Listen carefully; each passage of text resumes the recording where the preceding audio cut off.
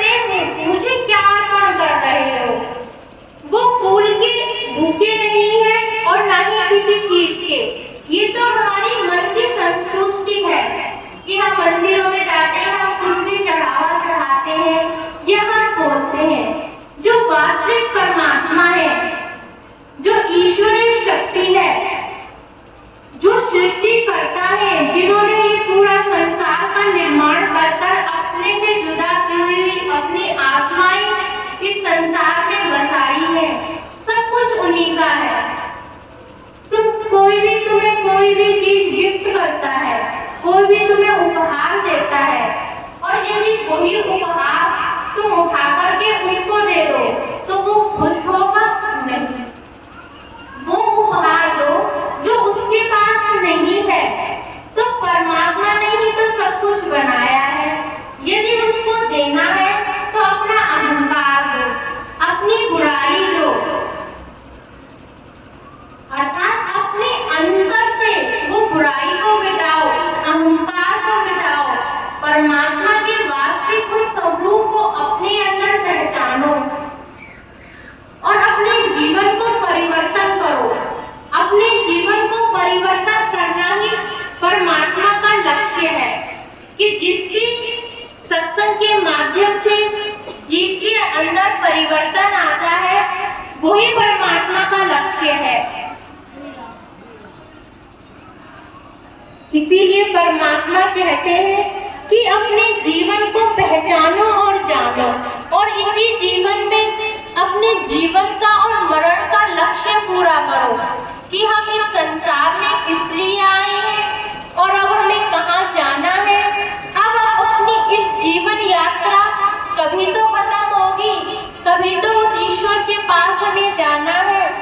तब उस ईश्वर के पास हमें जाना है, तो उस लक्ष्य को पाने के लिए हमें उस सभी बुराइयों को छोड़ना होगा। ईश्वर हमसे क्या चाहता है, परमात्मा हमसे क्या चाहता है? वो कहते हैं कि अपना जीवन शाकाहारी जियो। किसी भी जीव की हत्या कर हम भोजन जो भी खाते हैं, आपने सुना होगा कि कब्रिस्तान में जाओ तो दफनाया जाता है, शमशान में जाओ तो जलाया जाता है।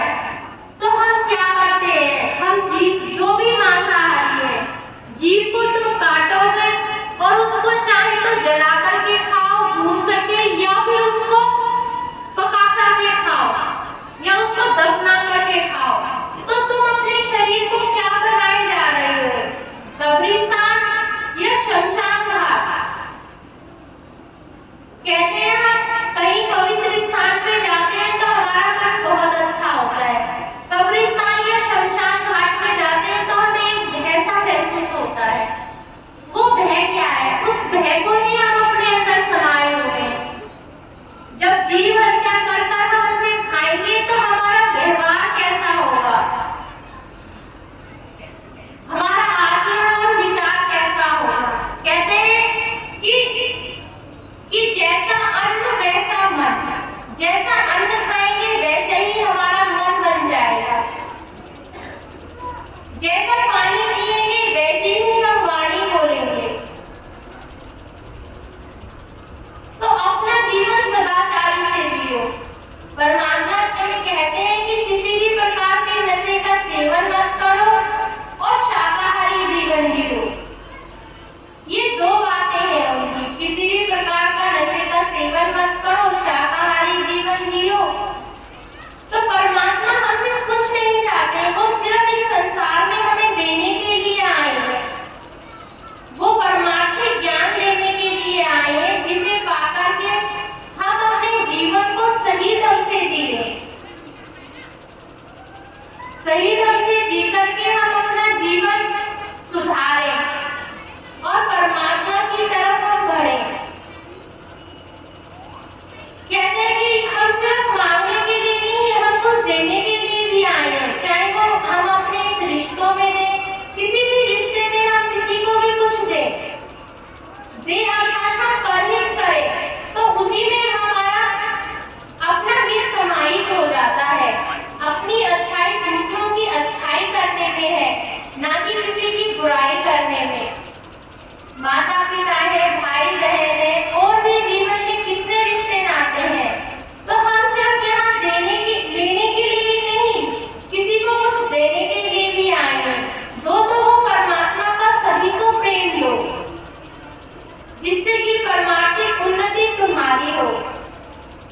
जीवन काल है हमारा, किसी को 100 साल में जाना है, किसी को 80 में, किसी को 70 में, किसी को 60 में, किसी की अवधि 20 है, किसी की 30 है। तो कहते हैं कि जब जन्म निश्चित है तो मरण भी निश्चित है। जन्म की यात्रा है तो मरण की भी यात्रा है।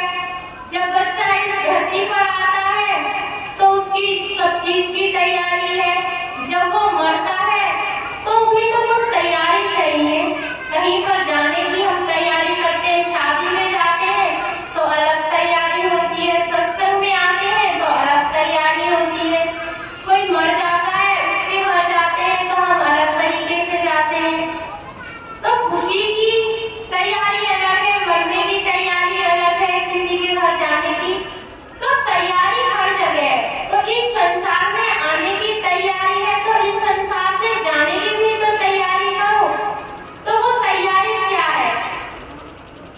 अपने घर गृहस्थी का, स्त्री है पुरुष है, अपने घर गृहस्थी का सभी तरह से अच्छी तरह से पालन करो, और परमात्मा का वो ज्ञान भी अपने अंदर लो। परमात्मा का वो ज्ञान भी अपने अंदर लो, जिससे कि तुम अपना जीवन अच्छी तरह से जी सको, अपने जीवन को सुधारो। अपने हृदय की बात यदि करनी है तो बैठ करके शांत होकर के परमात्मा से करो, और निवारण तुम्हें कहीं ना कहीं किसी ना किसी के मुख से, तुम्हें सत्संग के माध्यम से तुम्हें उसका निवारण भी स्वयं तुम्हें तुम्हारे अंतर में ही मिल जाएगा। जैसे पहले बताया था कि बहुत सी बातें होती हैं कि हम किसी भी रिश्ते को नहीं बता सकते हैं, परंतु उस ईश्वर को, उस परमात्मा को, हमारे जो भीतर है उसको हमारी सभी बातें पता है, और वो हमें उसका निवारण भी देते हैं। तो आप सब यहाँ पर सत्संग में आए हो, परमात्मा का ज्ञान लेने के लिए आए हो। सभी परमात्मा का ज्ञान, सभी लो परमात्मा का ज्ञान, और अपने जीवन की उन्नति करो। अगला सत्संग 25 दिसंबर का है। सभी यहाँ पर आना और परमात्मा का ज्ञान लेना, और अपने जीवन को ज्ञान लेकर के अपने जीवन में सुधार करना। यही परमात्मा का लक्ष्य है, यही सत्संग का लक्ष्य है। अपने जीवन को सुधारो, जो भी हमारे जीवन में बुराइयां हैं उसे समाप्त करो और अपने जीवन को सुधारो। जिस भी जीव को दीक्षा चाहिए, क्योंकि आज कह रहे थे बहुत से लोग कि हमें दीक्षा चाहिए, जिस भी जीव को दीक्षा चाहिए, क्योंकि दीक्षा कहते हैं मैं तो माध्यम हूँ, देने वाले तो वो परमात्मा है। उन्होंने जो भी कुछ दिया है सिर्फ उनकी कृपा है। मैं स्वयं को कहते हैं, इंसान यदि स्वयं को मैं करता छोड़ दे, मैं कौन करता नहीं, क्योंकि जो कुछ करता है वो ईश्वर करता है। हम तो ऐसे माध्यम, हम तो केवल माध्यम है। तो जिस भी जीव को दीक्षा चाहिए वो इस कमरे में आ जाए और दीक्षा ले ले। अगला सत्संग 25 दिसंबर का है। आप सभी आओ और अपने अपने जीवन के कर्म फल को पहचानो और कर्म चक्र को जानो। यहाँ पर सभी शांति से, प्यार से यहाँ पर बैठ जाओ।